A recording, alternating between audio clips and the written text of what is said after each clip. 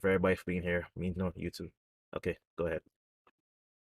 So the personal question I have is, so you know, during our off-camera talks, we were talking about finding your passion and how when you find your passion, it promotes your creativity. And you even brought up Rihanna and how she's pursuing her passion, and she used music as a stepping stone. But one of the things I always struggle with throughout my life, because I've been told by several people like, I don't want to name names, but I could think of two individuals who told me that I was not ambitious, I'm not an ambitious person, etc. But I always felt like I thought I was ambitious. So I asked a girl I was dating once, well, what do you mean by ambition? And she told me, I don't seem like I have anything that I'm passionate about, that I want to pursue passionately. You know, and I always thought, well, how do I know what I'm passionate about? How do I identify that? And then how do I know I don't already have something that I'm passionate about, but I just don't present my passion the same way other people might present theirs? Okay. All right. So for the next hour, so let's go down this rabbit hole of passion a little bit. Yes, the research shows that people who connect with their passion, people who find their passions in life, are more creative, but not only more creative, they are more self-fulfilled in their lives. So that's a good reason for wanting to connect with your passions. How do we know when we found our passions? I'm working on a book right now, so I'm going to give you a half-baked answer. One, because the jury is still out in my head in some areas, and I'm interviewing people and stuff like that. So we can talk some more on that level. But also, I want you to buy the book, so I ain't giving you the whole book now, and then you say, "Oh, I heard that book on the podcast, so I don't need it." Oh, I'm buying it either way. Good. So the title of the book is The 7 Secrets of People Who Have Found Their Passions.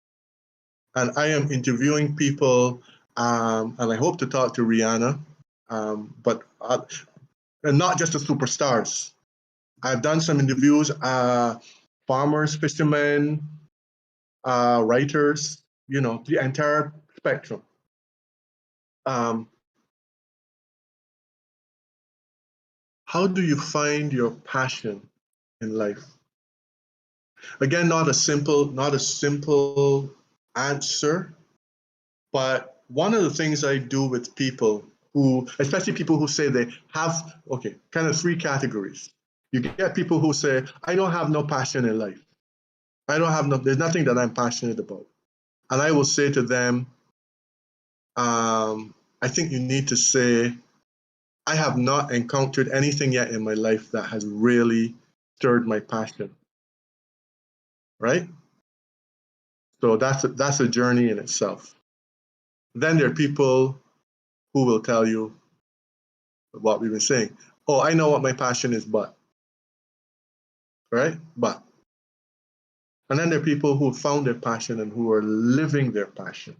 3 basic categories. And there are, some in-betweens.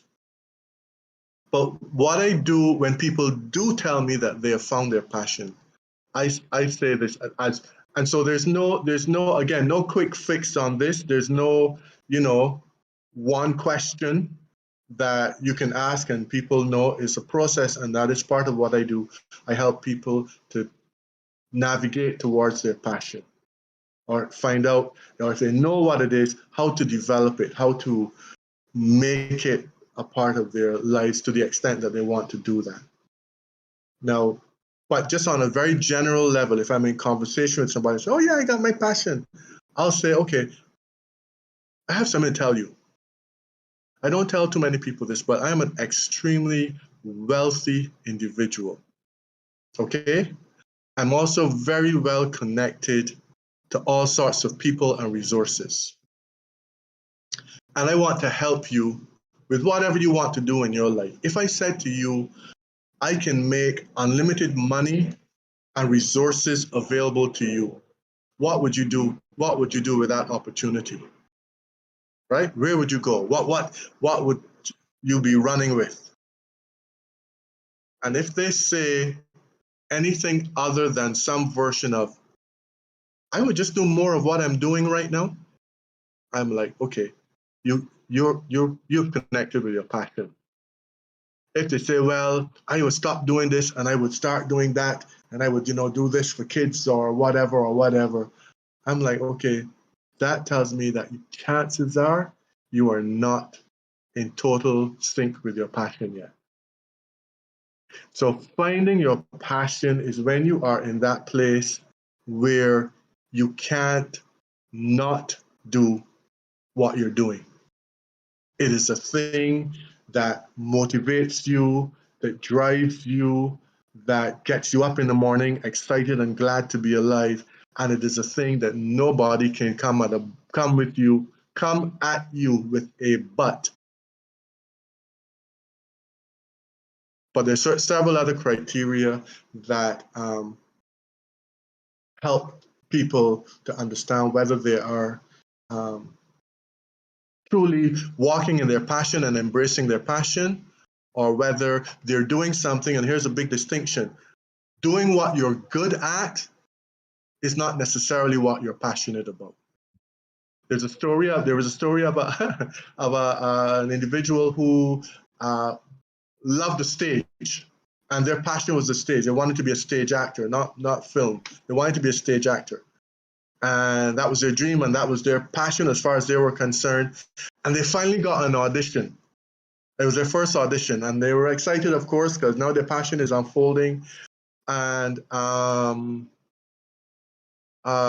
did the audition, and as it turned out, they couldn't act their way out of a paper bag. And they were really crushed, obviously. And they're like, well, I thought this was my passion. And they were hanging around in the theater after their audition and after being told that, not so much. And somebody was working with costumes, and they said, hey, can you give me a hand? I want you to help me with this thing and all of that. And they went and assisted. And actually, the person was like, you're pretty good with this. You've done this before? No. Long story short, that person ended up getting a Best Costume Designer Award down the road. So their passion was in the theater, and they thought it was on the stage, but as it turned out, it was off the stage in another aspect of the theater. The other thing, I'd say this real quick, that really excites me is when people come to me and tell me, I have two passions. It's something that I'm still working out in my head because I'm still evolving in my thinking as I'm writing this book. Can a person have more than one passion? And I started out as saying, no, if you got two passions, one should be more passionate than the other one. Yeah? But I'm finding that there are people who actually appear to have two equally powerful, if you will, passions. And a classic example, one person that I worked with, and they said, I am passionate about doing things with kids, but I'm also very passionate about horses. And I know her, and she is very passionate about horses. And then one day, as we were working through, I said, you know what? Maybe your passion, your true passion, is something, I'm just doing a quick example, something that doesn't quite exist right now. Maybe your passion is the mashup between kids and horses. And let's explore that. Maybe your passion is something else totally new and innovative and creative, that as we evolve it and develop it, somebody's going to look at you and say, I wish I had thought of that. There's my rooster, guys. He's passionate too. And I'm passionate about getting him in my pot. I'll let you know when that happens.